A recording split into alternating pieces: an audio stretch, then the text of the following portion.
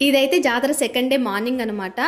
ఇక్కడైతే బలిచాట్ చేస్తున్నారు. బలిచాట్ అంటే మేకను బలిచ్చేసి, ఆ మేకను బలిచ్చిన రక్తంలో అన్నం కలిపేసి ఊరి పొలిమేలుల్లో వేసేసి వస్తారు. ఇక్కడ బలిచాట్ తీసుకెళ్తున్న వ్యక్తికి ఒక కుండ ఇచ్చేసి అందులో దీపం పెడతారనమాట. ఆయనకైతే స్పృహ ఉండదు, పూర్తిగా కప్పేసి ఉంటారు. ఆయన్ని ఊరి పొలిమేరుల వరకు తీసుకెళ్తారు. ఒక్కొక్క ఊర్లో ఒక్కొక్క సాంప్రదాయం అన్నట్టు. ఇది మా ఊరి సాంప్రదాయము. ఈ రోజైతే చాలామంది దేవుళ్ళు వస్తారు. పోతులరాజు స్వామి, అంకాలమ్మ, గంగమ్మాల. ఇంకా మధ్యాహ్నం అయితే అమ్మవారిని అలంకరణ చేస్తున్నారు. అలంకరణ అయితే చాలా బాగా చేసేసినారు. ఇంకా అమ్మవారిని అలంకరణ చేశాక నేను చెప్పాను కదా స్కూల్ ఉందని చెప్పి, ఆ స్కూల్లో కూర్చోబెడతారు అనమాట.